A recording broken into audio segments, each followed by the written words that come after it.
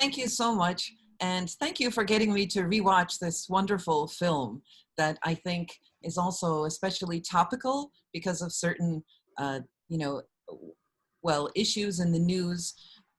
Yes, racism and violence have been in the news in the United States in particular, in case anybody hasn't heard.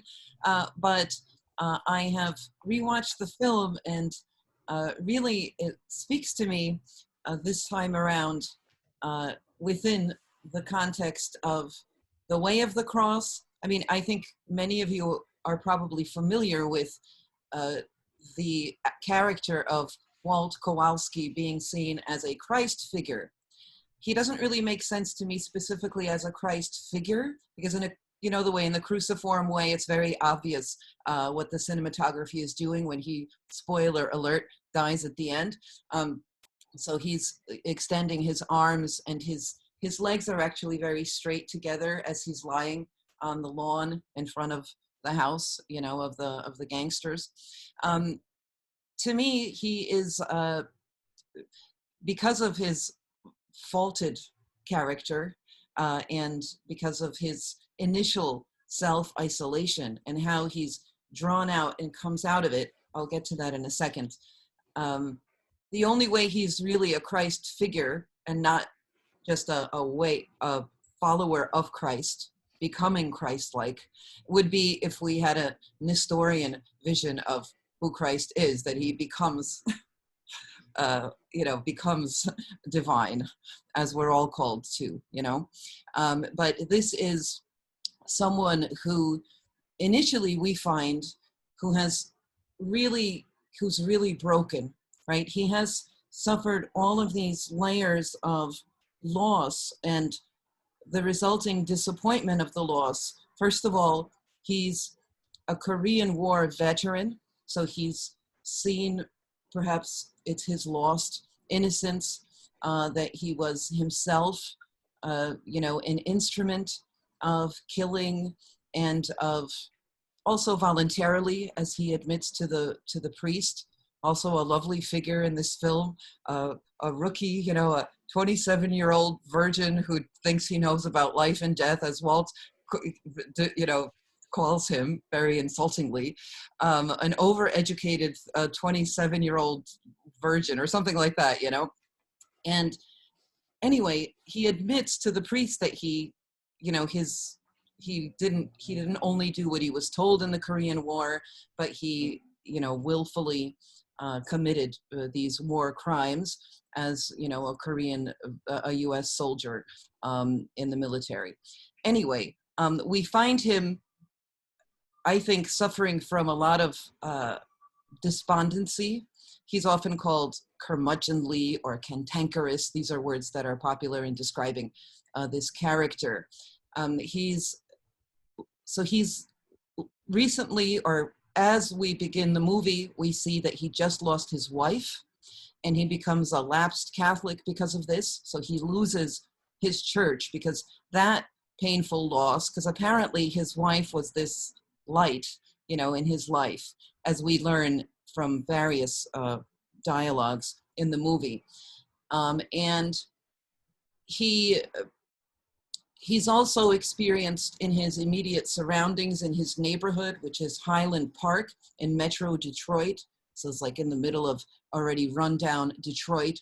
It was formerly populated by people more familiar to Walt. That would be working class white families. Now it's been sort of overrun, if one can see it from the perspective of this old man, by these Asian immigrants, who he calls just collectively the chinks. It's all this very politically incorrect stuff that he keeps saying. He calls Sue at some point a dragon queen, just all of these, funny, racist, little slurs that he uses. But anyway, so he's actually increasingly become self-isolated, which, it's really this classic kind of picture of sin. Sin, just, he has dug this, sort of this trench around himself, and he is defending his fortress, so to say, of his ego, and of all of his, really defending also his despondency, like a fortress. And he's using old ways of violence. His rifle, being this symbolic, he has this M1 Garand rifle, which is standard U.S. service rifle, both in World War II and in the Korean War, but no longer, but that's his old. Then he has this car, this old 1972 Ford Gran Torino, that is also this prized possession.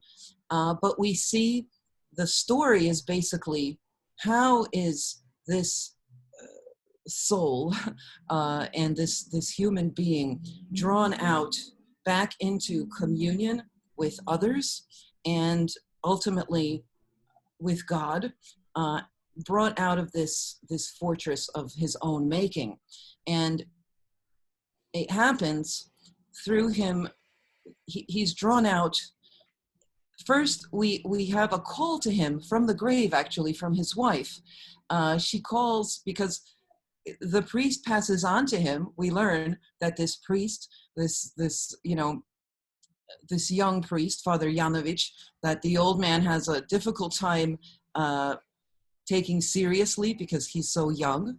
And yet we see on different levels how there is a mutual, I think, shepherding that happens.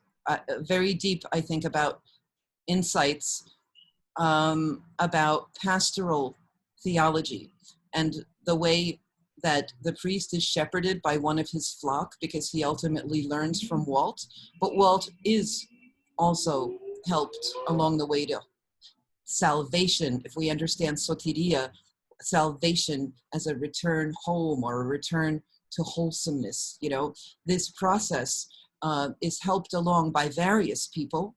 And Walt himself is getting drawn out. Well, I never got to the part that his wife calls from the grave, because the priest passes on the message that your wife, I promised her that I would get you to go to confession. She wanted you to go to confession. That's why I'm not going to stop. The priest keeps pursuing him, this redheaded, Irish, like very zealous, a little priest. He comes to the bar.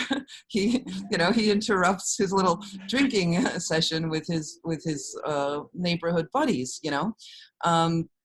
He even has a gin and tonic. He's very like St. Paul, is all things to all people, this priest.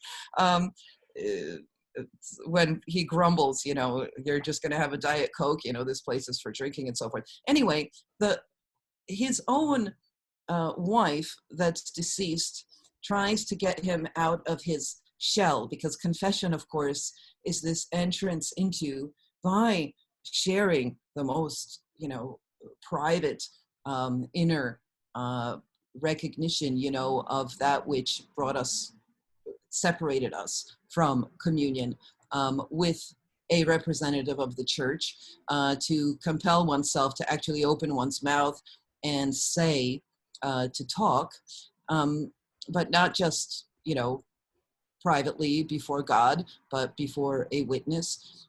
The whole movie actually is his movement towards doing that, and how he's also brought back. But so the priest is having various degrees of success or failure in drawing him out. It doesn't work initially, just the call of his wife, whom he indeed loves. It also doesn't work his own sons, the married sons. We see an alienation, actually, and a reminder of Christ's words that the members of one's own house will be the enemies of a man, that oftentimes it works this way. And it doesn't really explore, we don't see, he's not a victim of this necessarily.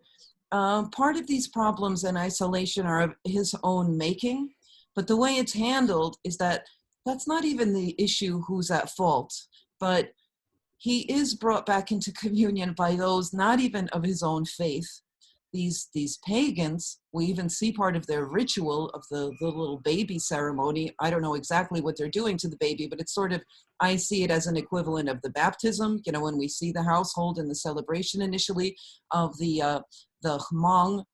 He calls them Hamong, I think, but I forgot what the proper way is to pronounce, but he's just like, oh, those, you know, barbarians. You know, we see them slicing in the backyard the head off of the chicken or whatever bird it is, and he just grumbles. But so he's drawn out, really, the provocation comes that really initially brings him out of his hole is the attempt to steal his car. Now his car, Gran Torino, and it is named after the Italian Detroit for car making, right? But Turin, I can't hear that city's name as a Christian without thinking of the Shroud of Turin. And we're introduced really to the car in that awful scene really with his granddaughter, this, I don't know who's not annoyed by this young lady, but in the garage, and she's trying to, you know, manipulate him to hand over, I don't know, a couch or something, or a sofa that she needs for college. But she has removed the shroud that's over the car. I don't actually know where to go with that, because I don't know that the car somehow has a Christological somehow significance, or, I mean, I know that the car is something that he ultimately hands over to Tao, whom he mentors and shepherds, so to say. But what is interesting to me is that he chose, there's so much symbolism in the movie that's very obvious. I know that there has to be, maybe somebody will contribute maybe I'm just, it's right in front of me and I don't see it, but the choice of that 1972 Ford Gran Torino, why he chose that model, and is there a significance to that Turin somehow? Okay, but so he's challenged to come out of his hole when this young man who is in need of also of salvation, of of being brought to basically to be able to follow his vocation as well. Tao, he's, our hero, Walt, catches him trying to steal his car, right? And we know that Tao is experiencing, so there's another storyline going on.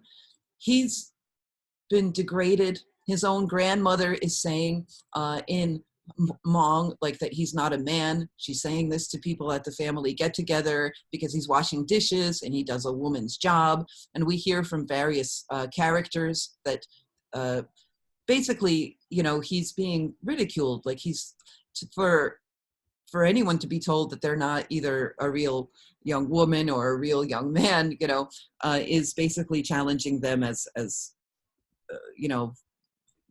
legitimate sort of members of society at all. And of course, the gang that's bullying him and also making him try to prove that he is indeed a man.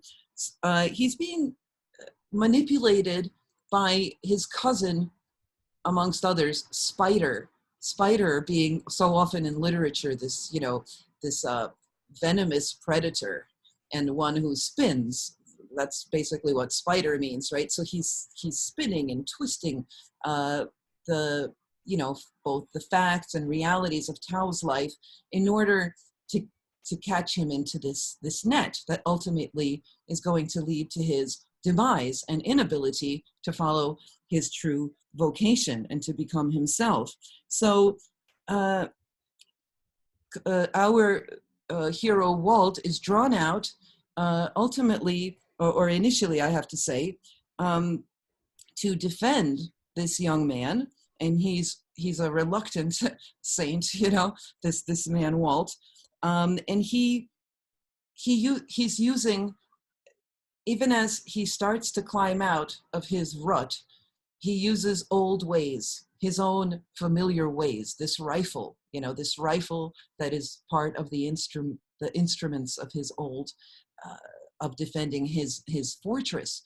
And the whole story basically is a journey for him to pick up a different kind of tool and to reach for the light, which I find so impressive that when he ultimately reaches for the lighter, that lighter with an emblem also of his old world, of his, I forgot, but it was his division that's actually the finest and most decorated division in the US military, the 1st Cavalry or something like that. And he says, his final words when he says, me, got a light? I've got a light. He's now found the light. He has been unburdened. He did go to confession, confessing, by the way, not the sins that we think are really dividing him from God. Does he confess racism or even killing in the Korean War? No. He confesses to the priest this inability to connect with his sons, and his infidelity to his wife, because he kissed Mrs. So-and-so in the kitchen or something, at that party. He's like, it just happened. I mean, this isn't a man that, you think is this, well, major original kind of sinner, he's quite an ordinary man. Actually, Chesterton said that that's a wonderful thing, and rarely does one come by the ordinary man. But it's also an interesting insight, but I'm jumping ahead, that that which he, without any posing, or really with having reached, he has nothing more to lose. He's going to self-offer, he's seen the true kind of violence by which the kingdom of heaven is taken, and by which Christ says in Matthew 11:12 that from the days of John the Baptist until now, the kingdom of heaven has been subject to violence, or I prefer force, viazete, and the violent or forceful lay claim to it, ke viaste, arpazusin oftin, the kind of decision and decisive action that John the Baptist, for example, whom Christ talks about, the kind of violence that takes the kingdom of heaven. In that context, he's talking about John the Baptist, who has put his life down for truth-telling, and really in a way that doesn't seem like an honorable death. The forerunner of the Lord dies because this young woman who's dancing at a drunken party of Herod's, entices him to make a promise that he doesn't really want to keep. And his head is brought in on a plate into a drunken gathering. And that's the way the greatest amongst all the saints dies. So Clint Eastwood, or Walt, he ends up not, it's not that he rolls over and plays dead in the face of violence, but he absorbs it. He comes out. There's this provocation of the devil, also a classic theme about what Christ does in his cross-carrying way.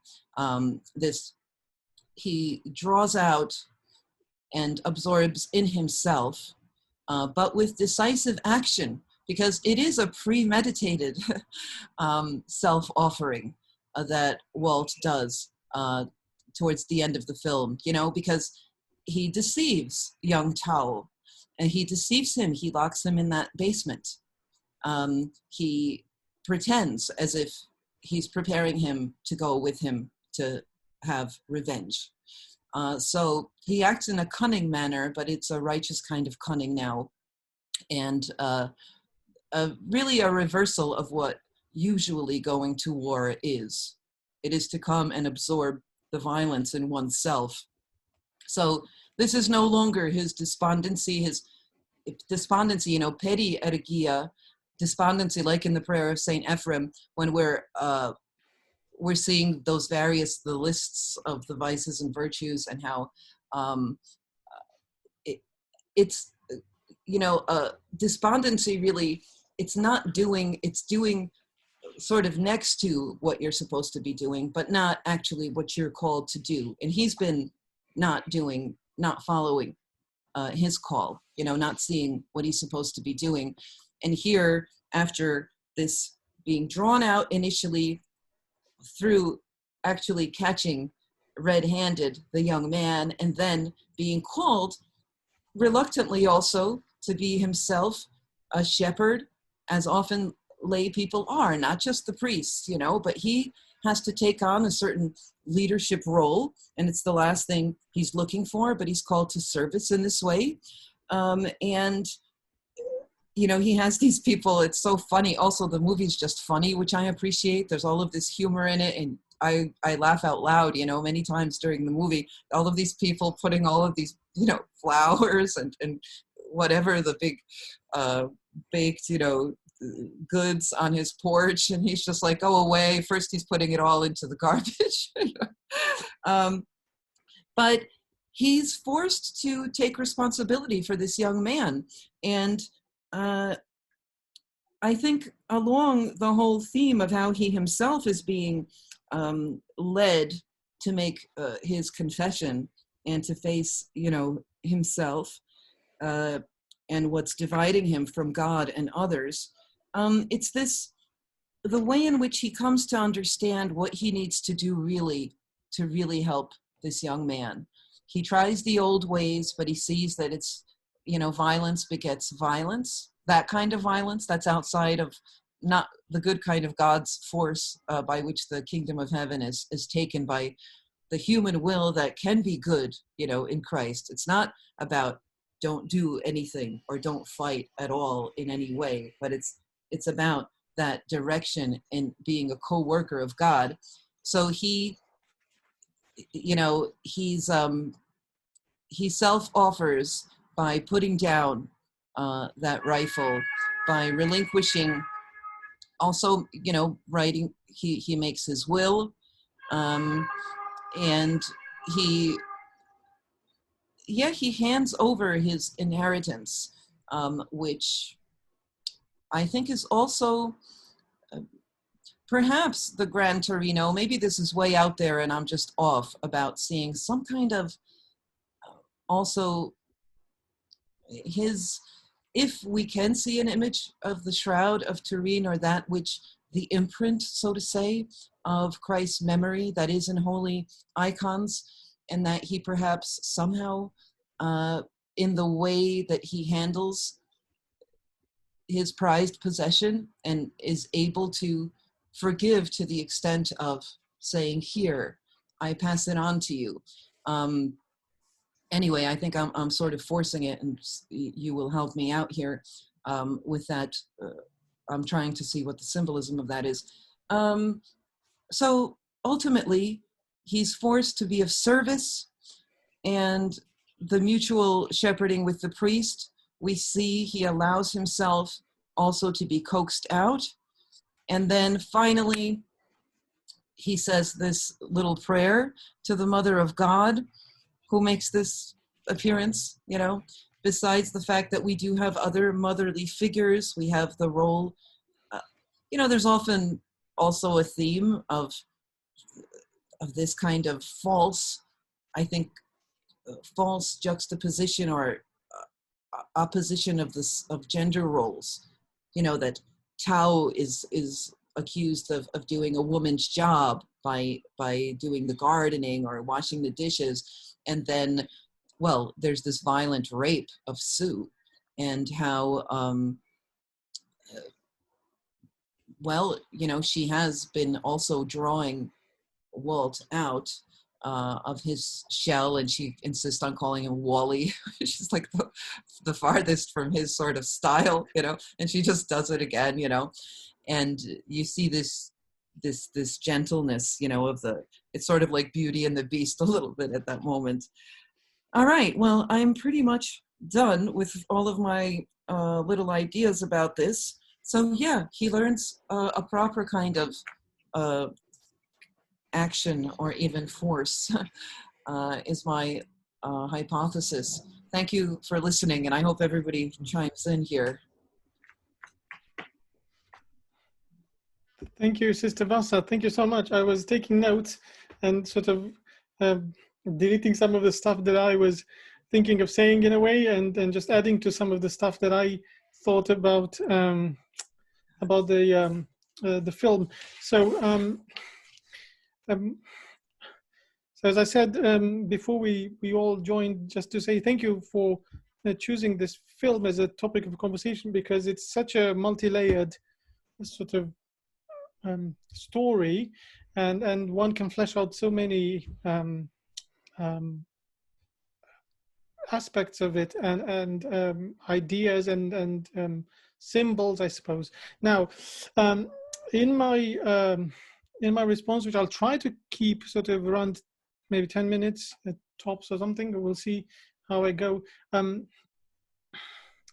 might sound a little bit, I really went, I think, a little bit allegoric in my interpretation here, and I hope I'm not just going overboard with this, but really coming into this, I thought, how can we read, how do we read this film in a theological key? Because that's kind of where we're trying to get to. And I mean, is there a theological key that's warranted here? Can we approach this in a theological way? And I think we can. And as you also said, I think the film begins, so it's sort of bookended with the religious imagery or religious context. The film begins in a church with a service in the context of prayer and so on. And it ends in a religious way, as you said, with prayer. As Walter puts his arm in his pocket to get the lighter, he says, "Hail Mary, sort of full of grace." So that's his kind of one of his last words are these. And also throughout the film, one of the red threads, particularly in the dialogue that he has with the priest, I mean the priest harassing him, is about the meaning of life and death. And these are all kind of very religiously potent ideas. So I said, yes, we can read this in a theological key, this whole film. So, and also my two driving questions for this and in my response are really, one is, where is God in all of this? And second question is, what is the purpose of violence? Particularly in relation to the title that you chose, sort of the way of violence, which kind of possibly makes us think of an Old Testament God. It's a very poor kind of separation, Old Testament God and New Testament God. It's a false dichotomy, but let's just run with it a little bit. In the way of the cross, which really is kind of a New Testament approach. So what is God in, where is God in all of this? And I'll come back to this. But as you also said, I think this film is about a journey of transformation, but it's also about a story of consistency. It's about, and also it's about, I think, human nature and its potential. So these are all very theologically charged issues. So as a story of transformation, it's multi-layered. There's transformation that happens with almost everyone in the film. The priest, he starts the film as a very kind of, not necessarily blasé, but kind of stock priest that delivers the sermon that one would expect at a funeral about being bittersweet, death being bittersweet, bitter because, you know, it's death, and separation, and sweet because of salvation. So kind of it goes to the tropes and so on. There's no personal connection with the person that died, it seems. So the priest undergoes, and at the end he gives a very personal eulogy to Walter. The young boy, Thao, undergoes a huge transformation. The whole community, the neighborhood undergoes a transformation. Walter, we could say, undergoes a transformation, as you said, from this kind of apparently racist individual to a non-racist, very inclusive. He becomes friends with these people that he despises at the beginning of the film, or he's very reluctant to engage with, all the way from no confession to confession at the end. And actually now maybe that just occurred to me as you were saying that, yes, he does. I loved what you said about the fact that he goes to confession. His sins seem so small that the stuff that he says in confession feels like, well, you've held your whole life just to say these three things. He only says three things really, and they're not sort of huge things. But to me, it feels like there's this scene in the film when he locks the boy in the basement, and the boy comes out, and there's this kind of grilled gate, and it looks like a confessional. looks like the separation wall in a Catholic confessional. And I think that's when old Walter gives his true confession, because he tells him that he killed that young Korean man in the war, helpless, where that he really wanted to kind of possibly end his life like that. So that's the guilt that he carries, the guilt that no one forced him to, the horrible act that no one ordered him in terms of the army to do. So that's kind of his second confession. In the film, it follows straight after his confession with the priest almost. So he does confess truly in the film somehow. Anyway, so and I think because of all these reasons, I think Walter is really a Christian. He's a true Catholic in the film, possibly more committed than even the priest. Because at the beginning he is so disappointed by the priest's sermon. So you have to have a level of discernment and involvement in that to kind of say, oh, Christ is like, what a lazy sermon you're delivering. So he has a level of engagement and understanding that only kind of a believer would have. And also I think there's a story about transformation from a kind of Old Testament approach to the role of violence for enacting change, or for affirming justice or what is right, because that's kind of how Walter uses violence, to a New Testament approach. So I suppose I'm asking as an open question, could we perceive of Walter as you said, as a type, as a Christ figure, as maybe an agent of God? And I think yes. And I think there's nothing in the film specific about this, and Clint Eastwood, as he talks about the film in documentaries and so on, he doesn't really say this openly, but I think we could perceive, and just again run with me, we can perceive of Walter as a godlike figure, or even or not as a godlike, but as a saint-like figure. And he starts like this, and he finishes as a Christ-like figure, in the sense that he starts as like a godlike figure in a kind of an Old Testament violence type of way, and he ends up as a Christ-like figure at the end, because he sort of all the imagery that you also mentioned. So now with my secularization cap on, I kind of read this more as a metaphor for God's place in the modern world. If we think of Walter as a godlike figure, because he is old school in his views and actions, he feels out of place and time, but at the same time he feels like he's inhabiting space and time like he owns them. He's the only one on that street that, although he's a minority, he feels like, well, but this is my neighborhood, this is my world, you're all invited here, you're all newcomers here. So he is very much kind of in that attitude, and he's not at all apologetic. I don't think he apologizes in the film at all. But at the same time, he can't quite find a place in the world for him and for his worldview. So that's where we start with Walter, I think, and then everybody wants him to change, to do what they want. And I think that's kind of what we always want from God. We always want God to do what we want. And so for him to change, not for us to change. But in the film, what happens is exactly the opposite. He changes people, but he doesn't change everybody. He can't change his family. But everyone else who kind of interacts with him, he has an impact, and they're at the end different people. So as a metaphor for God, I think maybe again in this argument, Walter, could we perceive that he undergoes a change, as it were, from a kind of an Old Testament God, which is uncompromising, harsh, sort of involved with violence, threatening.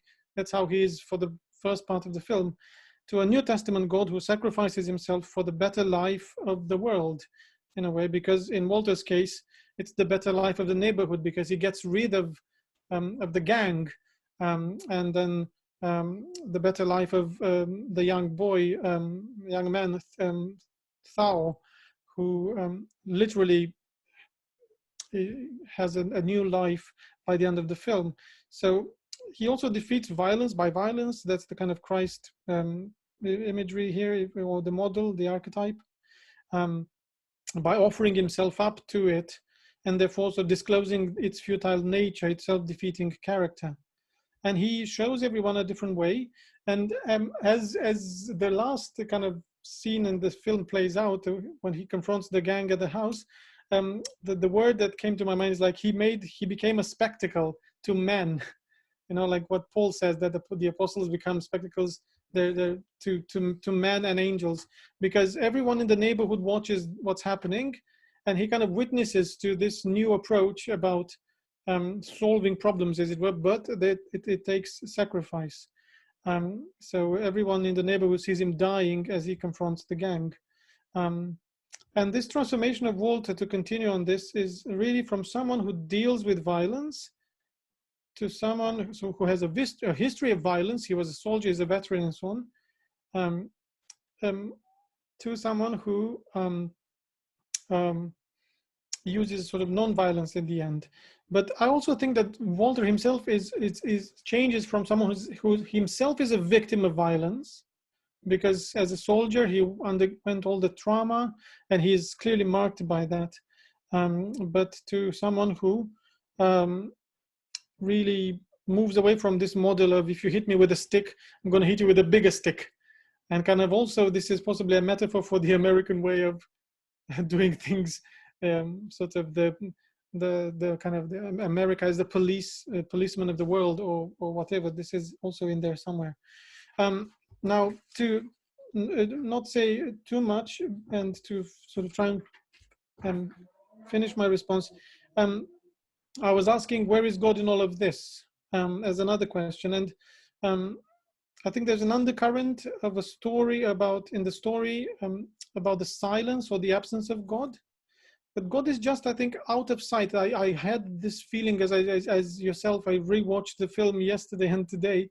God is just out of sight throughout the film, but he's present in the priest, in the confession, in the prayer at the end. But there's no direct mention of God. There's no one has a philosophy about God and evil in the world or suffering or whatever. And then what kind of God is this assumed God in this framework of the film? I think we see at least three kind of dimensions of God. One kind of the institutional God, which is represented by the priest, because he's very institutional in the way that he approaches Walter as the parish priest who has authority, and he comes with a message and he's kind of by the book. Then we have kind of the communitarian God, which is very much displayed, I think, in the monk community with their shaman. They come together, they have meals. It's a really a coming together. And then the personal God, which I think is kind of represented in Walter somehow as the lone figure, and that is related to violence. Kind of Walter is the one that really inflicts violence in a lot of the film. Now this brings me, I suppose, to the one of the last things. What's the purpose of violence? What's the purpose of violence? That was the last question I had in my mind. And and its role in relation to human nature. Because violence sort of has to be, violence is related profoundly to human nature. It both shapes it and provokes it, so challenges it. So the film is also, I think, a story about human nature and its potential. And I think Walter sees the potential for good in Theo, in Thao, the boy, and he tries to kind of to save the boy or to promote that good potential, to cultivate it, whereas the gang sees the bad potential in him. They want to recruit him as a gang member. So he sees the potential for evil. And possibly the gang could be a metaphor for fallen human nature. People who continually want to corrupt other people and rather than help them overcome their condition, I suppose. They want to tarnish what is innocent.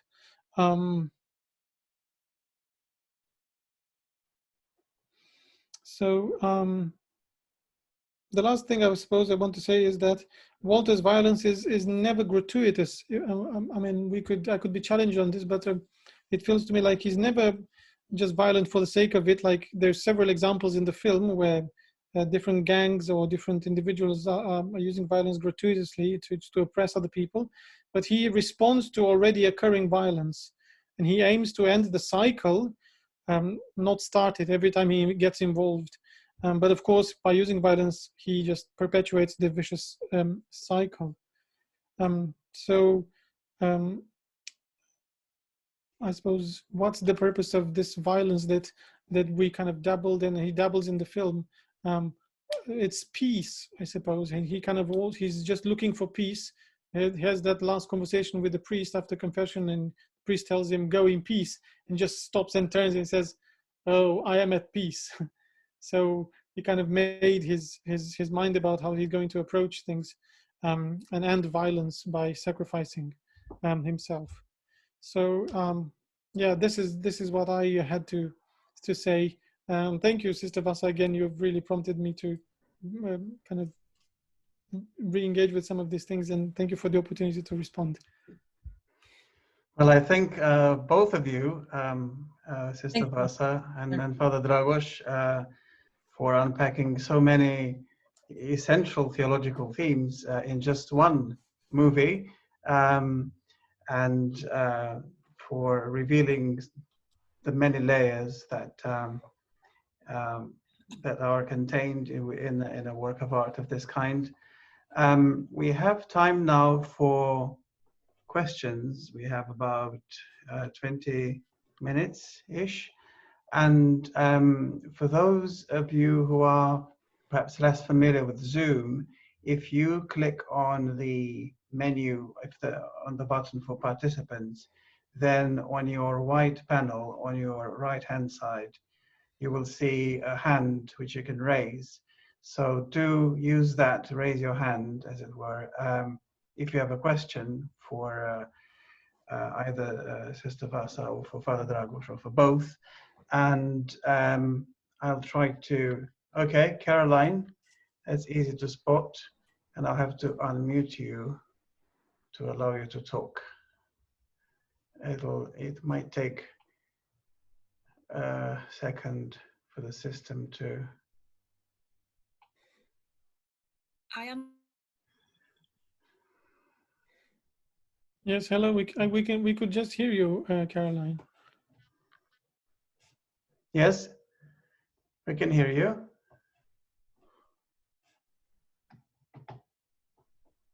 Yes, Caroline. Yes, we can. Oh, thank you so much for your lovely comments. I'd like to ask the question, how does he start? What makes the first step? In my experience of being with people who are battened down behind their walls in their fortress, coaxing them out to make that first step on that transfiguration is the hardest of all.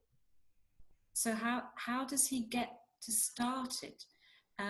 And Sister Vassa said something interesting about when you are behind that fortress wall, the family who are with you there are your enemies. So I wondered if you could explain that a little bit. Could I respond to this? Yes, please. Oh, thank you, Caroline. So do I say Carolyn or Caroline? Either. Okay. So, well, I think that this is a process of him being drawn out. So he reluctantly, as I had intended to describe this, I think that I did to an extent, but it didn't come through quite clearly. Initially, it's catching, even though he runs away, catching Tao attempting to steal his car. So that's the initial provocation. He's provoked to come out. He literally comes out of his house, right? Because he sees the lights on or a flashlight flashing in the garage. So he goes in there, but he falls over and Tao runs away.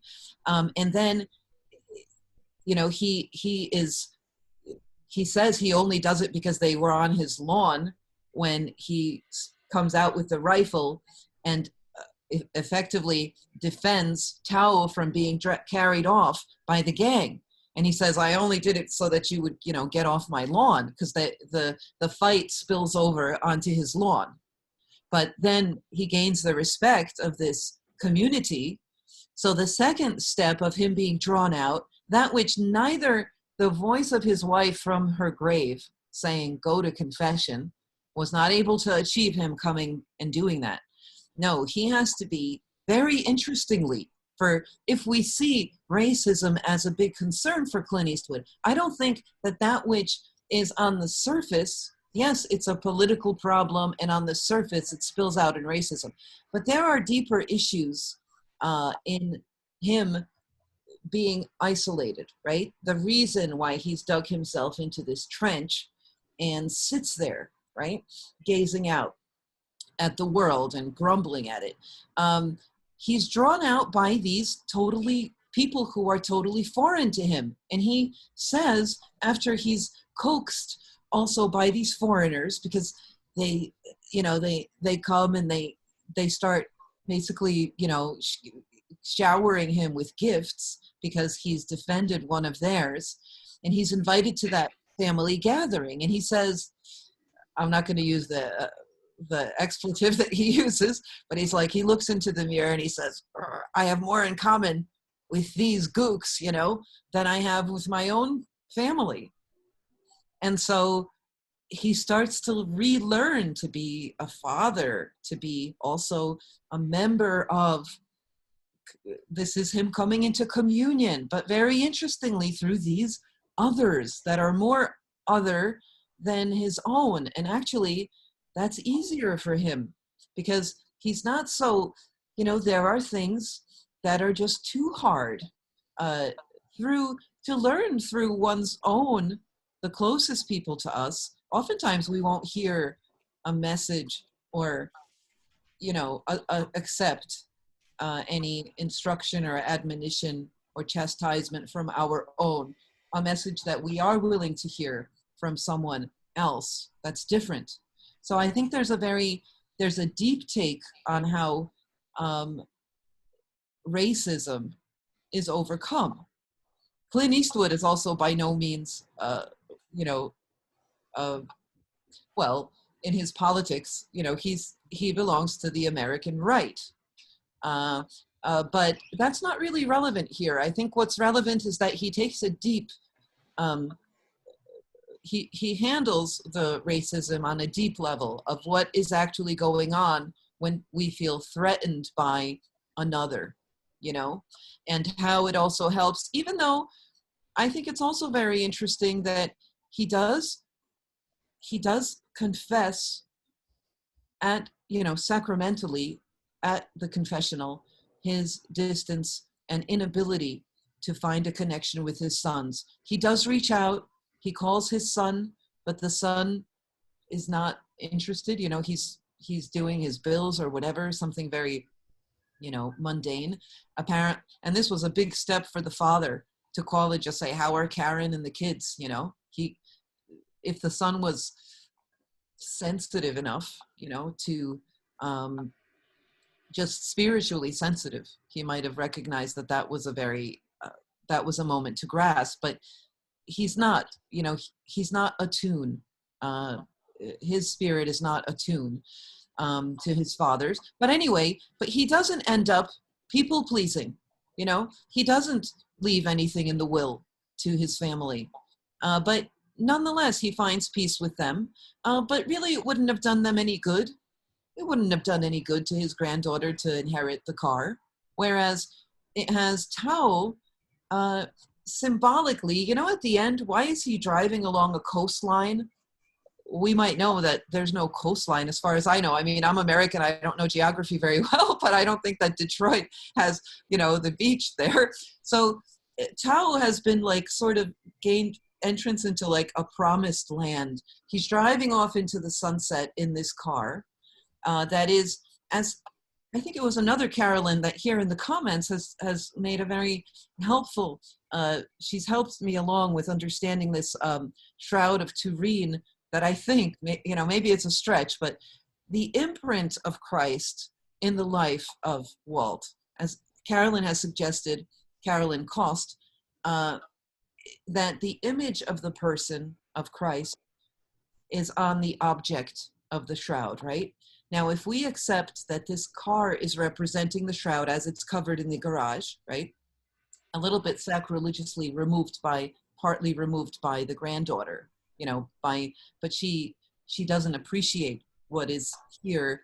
Really, the heart of Walt has been poured into this object, right?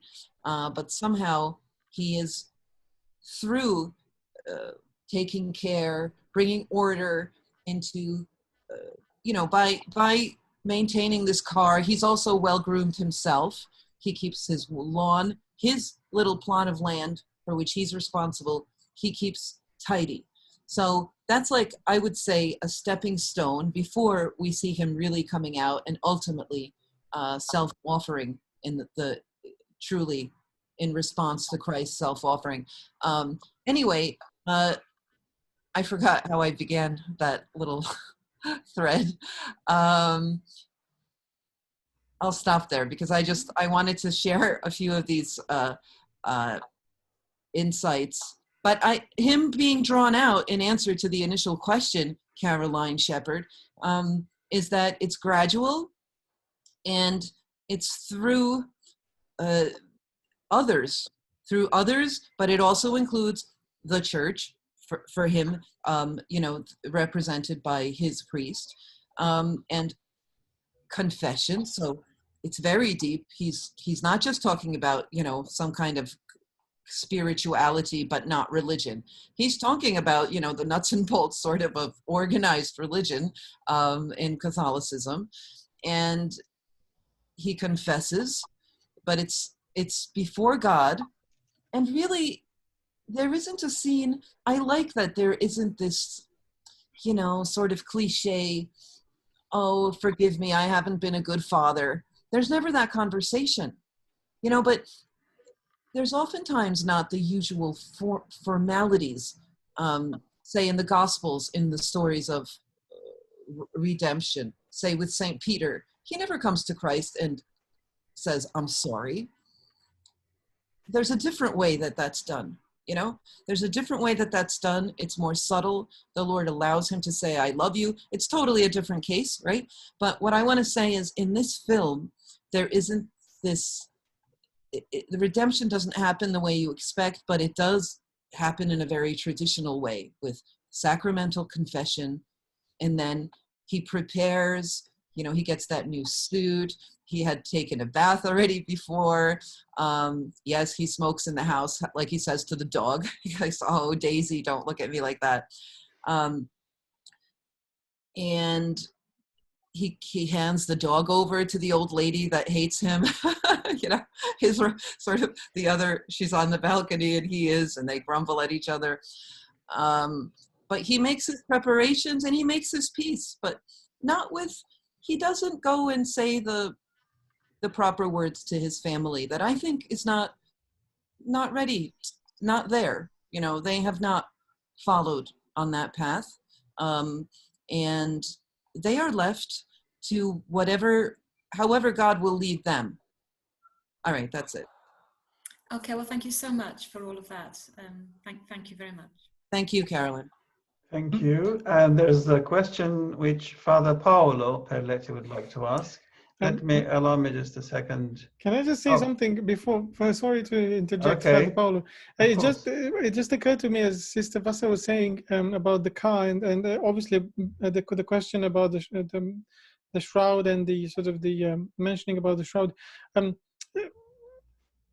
It seems to me that there's this disproportionate importance given to the name of the car, sort of that gives the name of the film, and how much the car features in the film, which is barely at all. It's just kind of a placement there. It's always stationary almost till the end of the film. And I actually thought about this, and I thought, why? What's the role of the car? Could the car be a metaphor for something? And I actually think that it is, and it's possibly a metaphor for new life.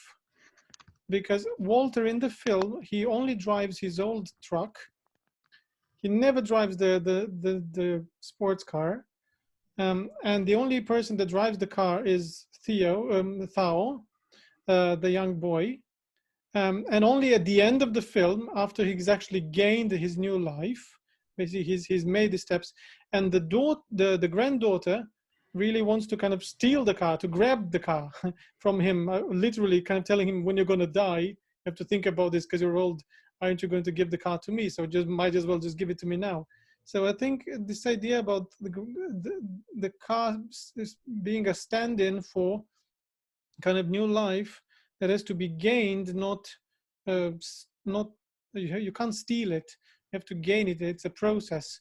And again, that's maybe something that's very Christian. You can't just it's just like the episode in Acts where they come to the apostles to asking to have the gift of the Holy Spirit, to buy it or something, that you have to live it, you have to earn it by participation.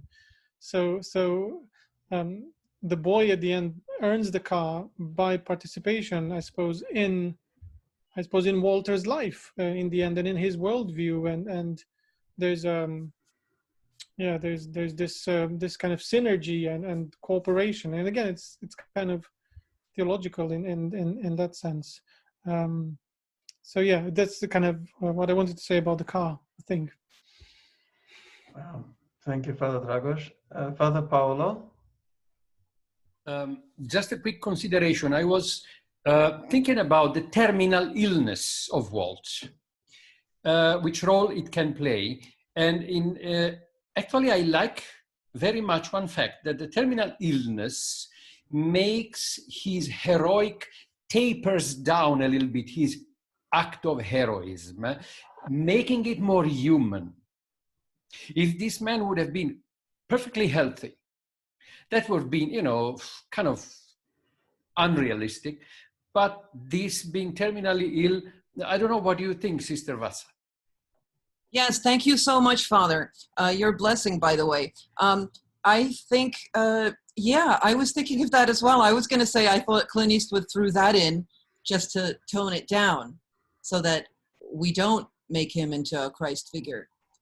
He is a Christ follower, but he becomes one, But yes, that terminal illness, maybe, I don't really know, because I searched for interviews with Clint Eastwood to see maybe that would be maybe cheating, because a great work of art, you don't really need to hear from the artist what they meant, because it can be read, because it's a great work of art in the way that we understand it, it's legitimate. But sometimes we can peek behind the curtain and find out exactly what the artist thought. But so I think what you're saying, Father, is to make him more human.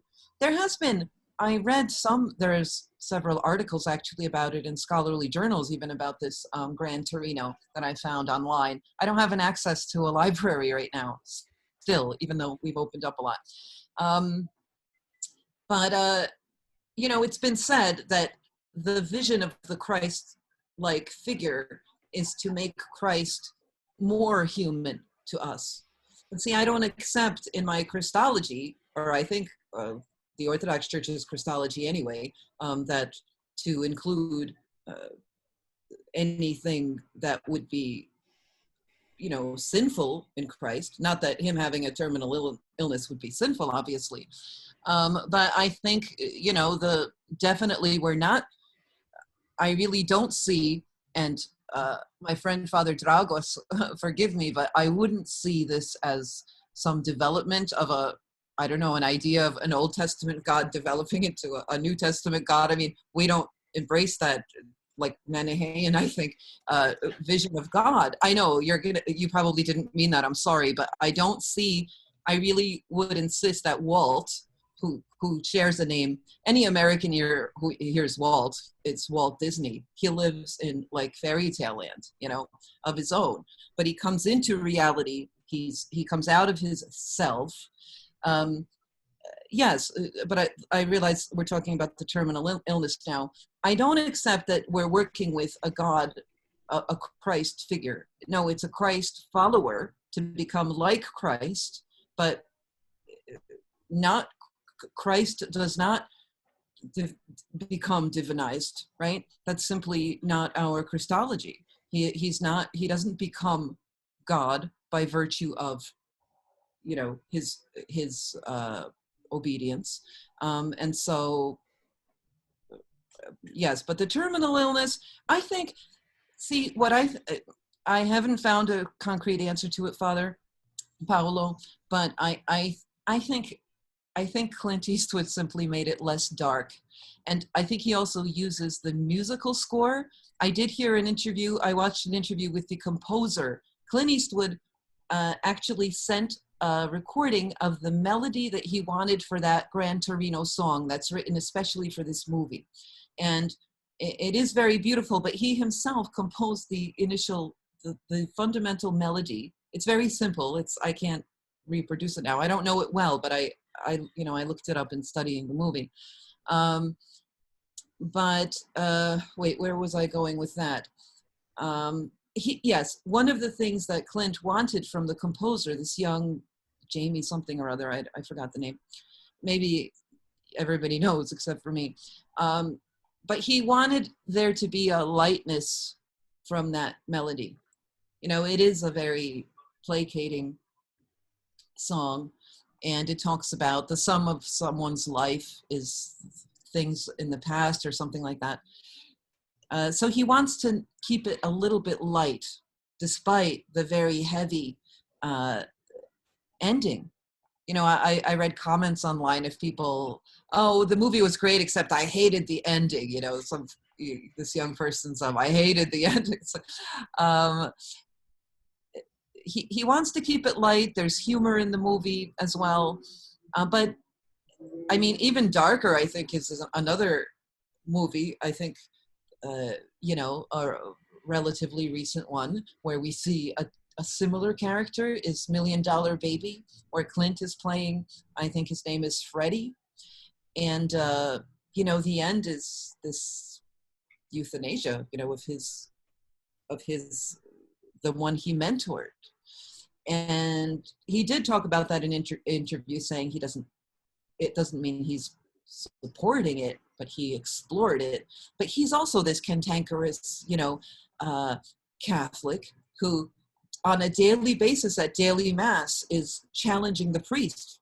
So I love that aspect of him, of this character also, that's challenging the priest, and growing through it. Anyways, yeah, I think he's just trying to keep it light, a little bit lighter. Sorry, everybody.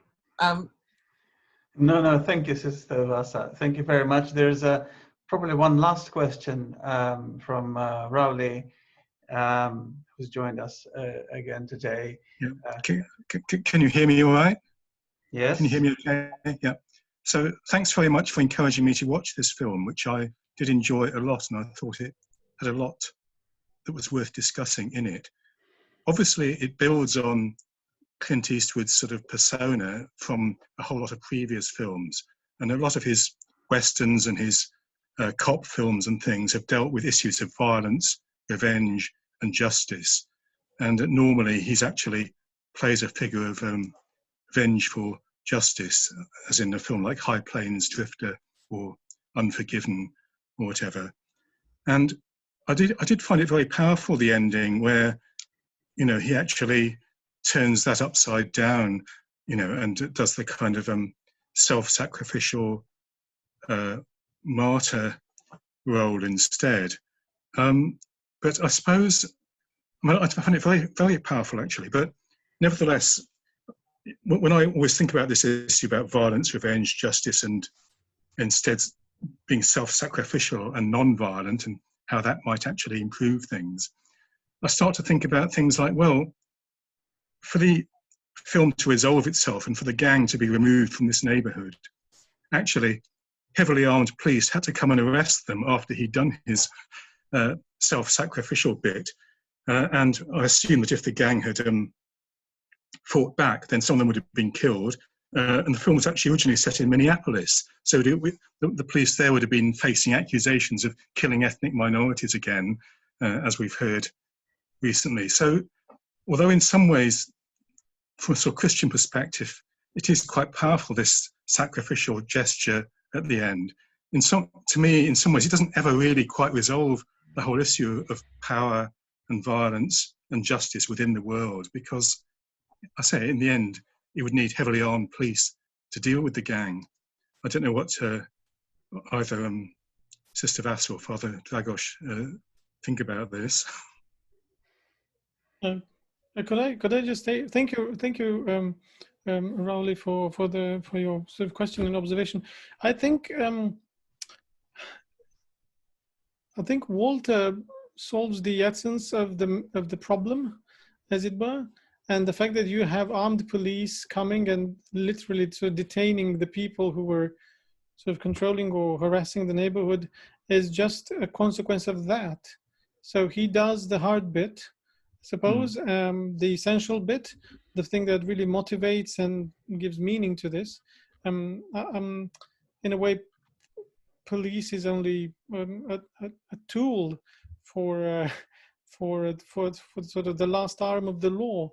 But I think it's kind of Walter embodies the spirit, if you want to put it this way, of the law, and then the armed police would be the letter of the law. They come and just act on it. And you can't have one without the other, but I think what he does sort of allows for the second bit of this dynamic to take place, because the police were around. I mean, there's this scene where the two policemen with the priest sort of come there early, trying to prevent violence and to wait for him and so on. And so they were aware of the situation, but they don't act. They're in a way impotent to a degree that also kind of the priest is impotent in actually changing anything meaningfully. He's just there trying as much as he can, and it's the same thing with the police. So they all need, I think, Walter in that sense. His sacrifice is very much needed. And maybe just to say one last thing is, this is in a way what happened with the martyrs. I mean, there were centuries of you know, in the church of people dying for the faith, and it really took, you know, so let's say Constantine to come, a political arm, some sort of, you know, the policeman, as it were, no, to come and actually change the situation on the ground officially. But without all of that history before, Constantine would not have made sense, or could not have happened. So without forcing this sort of comparison, but I think that's kind of where Walter's sacrifice is important. But you need one with the other, otherwise his sacrifice is so practically futile. But I think what he did is he energized the community. I think he changed the community. So possibly in another scenario, you know, you get sort of practical justice being done by the community, I suppose. But then you have obviously the police, because we're living in it's in a democracy, in a proper state, as it were. Thank you. Yes. Well, he does. You know, he does. Roland, right? I think everybody's aware that he needs also the witnesses, right? For the police can't do anything without having eyewitnesses to what the gang has been doing. And when in classic Clint Eastwood style, he picks all of them off just with his finger, you know, and a Dirty Harry would just then proceed to massacre everybody, right? But he also looks around to the witnesses in the community, drawn them all out. And so they all witness his execution style, you know, murder by the gang, and that allows the police to act. So I think it like this vessel of grace, he really brings out the best, or allows others also to follow their vocation. Ultimately, Tao was able to live in peace only because the gang is removed, but also the police, that they could do their job because he empowers them, rather than if he were a vigilante and that would be all he did, and he took Tao with him, you know, and did it the old way, the way the old Walt would have done, he just would have perpetuated also the inability of the police. Their hands would have been tied. Tao probably would have spent the rest of his life in prison, and all of that stuff would continue. You know, I mean, obviously he did it the old way in a lot of previous films, and of course in westerns there are no police as such, and that's part of the issue. You know, if the nearest marshal is 3 days' ride, how do you actually deal with these situations? But you know, I take your point. Yeah, I definitely don't think there's any statement against either church authority or state authority here. Really, it's about what's going on in human beings. yeah. You know, that's what's being explored. Yeah. Thank you very much, everyone. We have gone over the agreed time for our session, which is always a good sign of a good conversation day, that it could go on, you know, for hours on end. What I'll do now, there is this reactions button, and I will pick this clap button, which is the Zoom way of expressing gratitude for the two speakers, and I can see many other people joining in. Thank you very much, Sister Vassa, again, for coming to our event, and for making us see so many new aspects in a film we probably, many of us haven't thought about in years. Thank you. And thank you also to Father Dragos for his response. And really thank you all for contributing and for your very interesting questions. There is always, getting used to that, there's always a parallel discussion going on in the group chat, and that's also extremely interesting if you follow it. So thank you everyone for your questions.